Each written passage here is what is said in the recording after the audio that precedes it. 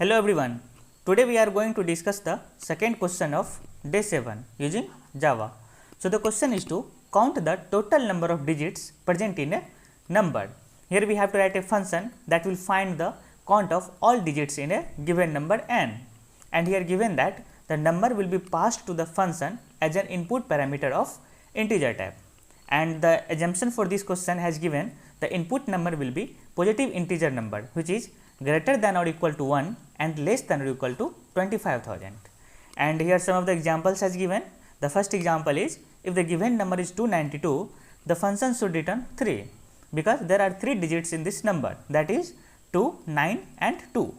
And the another example has given if the given number is 1015, then the function should return 4 because there are 4 digits in this number. So we will write the program for this question on Visual Studio Code. So before I start, please subscribe our channel to get all the questions and solutions of Wipro training. So now let's open Visual Studio Code and press Ctrl N for new tab. At first we will write the program, after that we will see how it works. So initially we have to import some Java packages, so that we have to write import java.io.star, and the another package is import java.util.star. And now we have to define the class name. So let's give the class name as user main code 2 because this is our second question of day 7. So now by pressing Ctrl S we will save the program, and here our program name should be same as the class name. So here we have to write user main code 2 with the extension .java, and let's select all files and let's save. And now we will define the method. So let's write public static int, and let's give the method name as all digits count, and now we will pass one formal argument as an input. So let's take input 1, and after that we will declare some variables. Let's say count, and we will initialize it to 0, and after that we will take while loop, and we will write the condition while input 1 is not equal to 0, then we will perform the operation input 1 equal to input 1 divided by 10, and now we will increment the count, and after that outside while loop we will return the count. And now we will write the main function, so that we have to write public static void main, and here we will pass the string args, and after that we will declare some variables.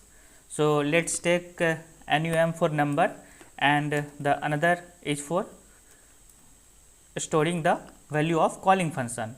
So let's take result, and now we will create the object of a scanner class, so that we have to write scanner sc equal to new scanner, and here we will pass the system dot in which will represent the keyboard, and now we will take the input from user, so that let's write the message to the user to take the input. So let's write system dot out dot println, and here let's write the message enter the number, and now we will read the number from keyboard, and we will store that into the num variable. So we have to write num equal to sc dot next int, and after that it's time to call the function. So and we will store the value in the result variable. So here our function name is all digits count. So here we have to write all digits count. So and now we will pass the actual argument that is stored in the num variable, and after that we will print the value.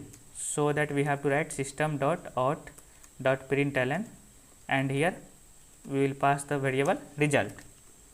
And now by pressing Ctrl S we will save the program, and now it's time to run the program. So before run this we have to enter into the drive where we have saved our program.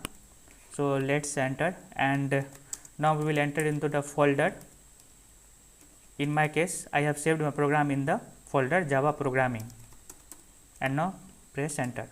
To run this program, we have to write the following command: javac with the file name user main code 2.java, and let's press enter. And now we will simply write Java user main code 2 and press enter. And here one message has came out, enter the number. So let's take the number 292 which is given in the question. So here we can see that there are 3 digits 2, 9 and 2. So our program should return 3. So let's check, and here we can see that it returns 3. And let's again run for the another input, and this time we will give the input as 1015, and here we can see that there are 4 digits in this number, that is 1, 0, 1 and 5. So now we will check, and here we can see that it returns 4. So it's correct. So now we will see how it works. So at first we have defined the function named as all digits count, and we have passed one formal argument as an input, that is input 1.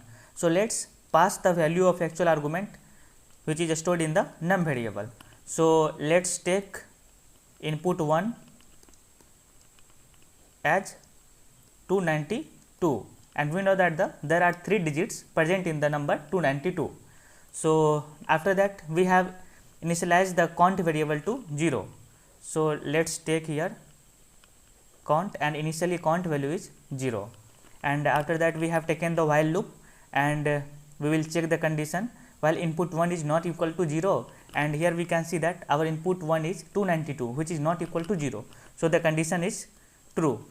So we will enter into the loop and we will perform this operation, input 1 equal to input 1 divided by 10. So here our input 1 is 292, and 292 divided by 10, it will return 29.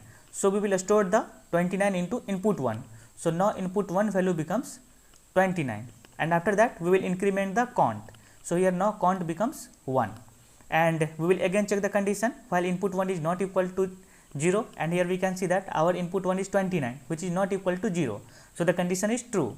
So we will again enter into the loop and we will perform the same operation, input 1 equal to input 1 divided by 10, and here this time our input 1 is 29.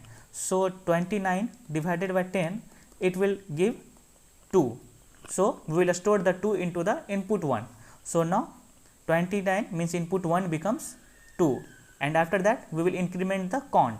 So now count becomes 2, and we will again check the condition while input 1 is not equal to 0, and here we can see that our input 1 is 2 which is not equal to 0.